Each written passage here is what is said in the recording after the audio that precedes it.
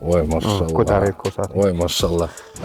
Mana tarvuzni o'zini ichini ko'ringlar, qanaqa darajada holati mana qip-qizil. Buni bemalol eksportga ham tarvuzni bo'lmadi deganda, misol 1 oygacha bemalol ushlash imkoniyatiga egamiz buni. Shunday. Eksport qilishda ham. Mana dada. Po'sti qattiq, ichi suvli. Qiyoqqa olib haydaversangiz bo'ladi, bu yilga ekib, dehqon bo'ladi. Xomligida ham yovdek shiddat. Ha, olib qiyoqqa o'zi Amerikagami, Italiyagami. Qarang mana. O'zi po'sti qattiq, lekin ichi suvli. Ichi suvli. Ha, ichi suvini qarang, mana nima bo'lyapti. Qanaqa narsa bor? Har bitta tutimiz 3 tadan hosil ushlagan. Keyin yana bitta narsa aytib o'tish kerak. Mana keraksiz kuchi yetmayotgan narsani o'zi chirityapti. O'zi chiritib yuboryapti. O'zi yo'q holatiga qarab mana. Qolgan bittasi kuchi yetadi, ikkalasi ham tarvuz juda. Assalomu alaykum hurmatli fermerlarimiz, dehqonlarimiz, chorvadorlarimiz. Mana 2024-yil 17-iyun kuni biz Qashqadaryoning Koson tumaniga keldik. Bu yerda bizning tarvuzimiz genetik firmaning Misuri degan navi ekilgan. Bu tarvuzimiz ekilganiga hozirgi kunga kelib bu 10-dan 12-15 aprelgacha ekilish vaqti bo'libdi. Shu kungacha hozir buni vegetatsiya kuni 65 kunga to'g'ri kelyapti. Tarvuzlarimiz bo'yicha mana polniy ko'rib chiqdik.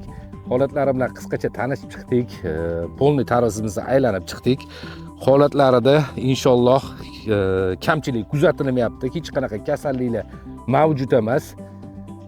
Aytib o'tilgandek, bu Qashqadaryoning Koson tumani, men rus tilida tushuntiradigan bo'lsam, supishanniy yo pishanniy deydi. Bu tarkibida tuproqni tarkibida qumi bor yer ekan. Bu juda ham tarvuzga mos yer hisoblanadi. O'shaning uchun tarvuz o'zini mana palay tashashini ham juda ham zo'r ko'rsatgan. Faqat yerda sal oziqa kamroq ekan. Inshaalloh bu bo'yicha ham mana hozir dehqon akamizga keyin qisqacha biza kerakli bo'lgan ma'lumotlarni beramiz. Yana nimalar bilan qo'llanishlari mumkin, nima oziqalar berishlari kerak, u bo'yicha ham qisqacha informatsiya berib o'tamiz. Tarvuzni o'zini ko'rsak, Fayzulloh buni bitta ochib bitta ko'rsating, tarvuzni o'zini holatini qisqacha shablonlarda mana shablonlarda tarvuzimiz holati taxminan mana holatini o'zingizlar ko'rsanglar bo'ladi. Baho beringlar. Mana udlinyonniy qoshlari qalin chiqyapti tarvuzimizni. Mana o'zini rasmida qanaqa ko'rsatgan bo'lsa, xuddi shu holatdagi tarvuzlar mana. Tarvuzlarimizning holati xuddi shunaqa. Keyin bu mana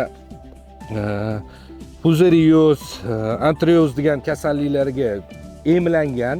Bu degani uncha zang kasalliklari ham buni oralamaydi.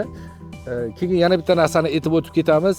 Bu qisqacha kerak bo'lgan ma'lumotlardan biri bizada tarvuzni ekilganda, tarvuzni ekishdan oldin azotniy udobreniylarni ekishdan oldin agar imkon darajasida beradigan bo'lsak, bu maqsadga muvofiqroq bo'ladi. Chunki ekishdan oldin azotniy udobreniyani beradigan bo'lsak, tarvuzimizda nitratniy forma ko'payib ketmaydi. Keyin buni eksport qilganda ham tarvuzimiz chet elda ham o'zini juda ham yaxshi ko'rsatadi. Biz bilasizlar, chet elda ham nitratga juda qattiq qarashadi, juda qattiq tekshirishadi. Tarvuzda nima moyilligi borki, azotniy udobreniyani yo sveji mol gongini soladigan bo'lsak, tarvuz nitratni ko'payib ketadi. Nitratni oshirib yuboradi. Nitratni oshirib yuborgandan keyin bu insonga ziyon berib qolishi mumkin. O'shaning uchun imkon darajasida ekishdan oldin azotniy udobreniyani berib turib yoki gonglarni ham ekishdan oldin berib turib, keyin tarvuzni ekilsa, hamaylayotgan davrga kelib turib,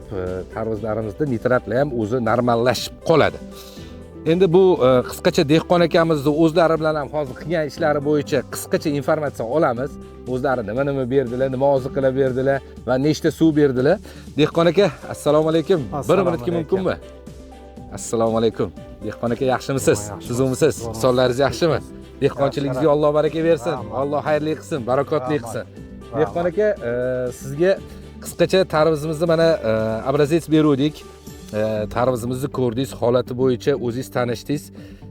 Tarvuzimizga qanaqa baho berasiz? Tarvuz yaxshi ekan. Tarvuz yaxshi ekanmi? Holati yoqdimi tarvuzimizda? Ko'chati nimada ham, Tbilsida ham kasallanmadi. Dalaga chiqqandan keyin ham kasallangan yo'q. Kasallangani yo'q. Aytganimizdek, mana 2 xil kasalga emlangan, kasallik ko'rsatmadi. Yo'q, umuman ko'rsatgan yo'q. 4-chi suvini ichyapti. 4-suvini ichdi hozirgi kungacha. Bo'ldi. Hozir qancha oziqa berdingiz shu kungacha dada? Bir 500 kilodan berdikda. 500 kilo oziqa yedi gektar hisobiga. Boshidan boshlab turib shu kungacha. Shu kungacha. Oziqani ham normada beribsiz, oziqani oshirib yormabsiz. Endi baribir sizlar bu yoq Koson zonalarida eksportga juda qattiq ahamiyat beriladi. Buni keyin nitratli holatlarni ham ko'rib chiqishligi mumkin-da, shuning uchun oziqani normada berar ekansizlar. Tarvuzni o'zini mana ko'radigan bo'lsak, holati juda ham ideal. Ichki holatlarini ham hozir mana dodamlar bilan bitta doda keling siz ham. Po'chog'i juda qattiq.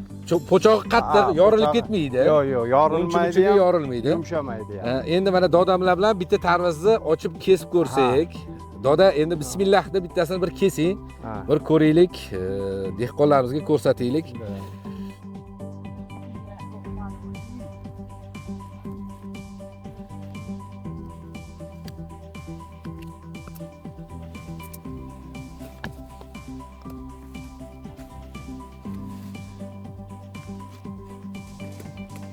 Voy maşallah. Voy maşallah. Ko'tarib ko'rsat. Voy maşallah. Azalahini ushlab turing. Voy maşallah. Mana tarvuzni o'zini ichini ko'ringlar, qanaqa darajada holati mana qip-qizil, rangi ham zo'r kelgan ekan. Suv ketib turgan holatda ham shunday. Voy maşallah. Juda ham zo'r, juda ham go'zal. Endi buni doda bitta mazasini ko'raylik. Aha. Bismillah. Mazasiga doda sizlar baho berasizlar. Shunday. Sizlar bitta baho beringlar. Sizlardan keyin inshaalloh. Fayzulloh.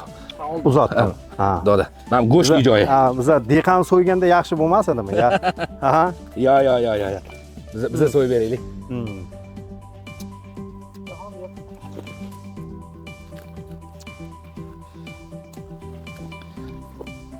Mana doda. Po'sti qattiq, ichi suvli.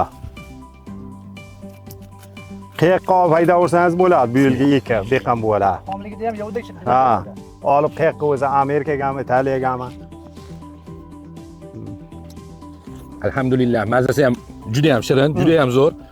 Yo doda, men yedim, rahmat. Buni postog'ini ham hozir ko'rib turman doda. Bu transportabilligiga ham, uzoqqa yurish bo'lsa ham. Hozir qarang mana. Ammo o'zi po'sti qattiq, lekin ichi suvli. Ichi suvli. Ha, ichi suvini qarang, mana nima bo'lyapti. Maşallah. Buni bemalol eksportga ham tarvuzni bo'lmadi deganda, misol 1 oygacha bemalol ushlash imkoniyatiga egamiz buni. Eksport qilishda ham hurmatli dehqonlarimiz, bu tarvuzimizni 1 oygacha bemalol transportabilni saqlab bilamiz tarvuzimizni.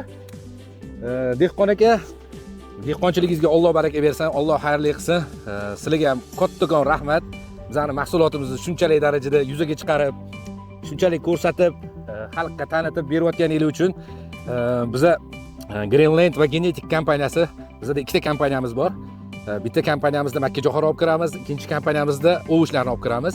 Xudo xolasa sizlarga yana ham yengilliklarni olib kirib, yengilliklarda ishlab, dehqonchiligingizda qanaqadir darajada o'zimizni hissamizni qo'shsak, biz ham xursandmiz doda. Xudo xolasa Genetik Seeds kuzatishda davom etinglar. Biz sizlar uchun hamisha ishlab, hamisha mehnatdamiz. Yangi narsalarni syomka qilib ko'rsatib, dehqon aka dodalarimiz bilan xudo xolasa yana ko'p yangiliklar qilamiz. Dehqon aka sizga rahmat. O'tgan yil apellarni ham siz olib kirgansiz. Apolloni ham biz olib kirdik aka. Rahmat. Dehqonchiligingizga Alloh baraka bersin. Alloh xayrli qilsin. Rahmat. Dehqonchiligingizga. Rahmat. Mana hurmatli dehqonlarimiz, yana bir joylari qolib ketibdi. Biz mana tarvuzni ichida aylanib yurimiz. Tarvuzni ichidagi holat, standartlarni ko'rib, ko'zlarimiz bir quvonarli holatda bo'lyapti. Bu tarvuzimizga boshida hozir aytib o'tganimizdek, oziqa ba'zi unaqa katta berilmagan va yerda mana oziqa ba'zi kamligi uchun tarvuzda muammo bo'ladimi deb o'yladik. Hozir ichkariga kiryapmiz. Ichkaridagi holati mana Fayzulloh tushuntirib beradilar qisqacha. Tarvuzimizda hurmatli dehqonlar bitta narsa bo'lyapti mana. Yakka qolgan tarvuzlarda hammasi yirik, lekin bu tomonda sredniy tarvuzlar ichida qanaqa narsa bor? Har bitta tupimiz 3 tadan hosil ushlagan.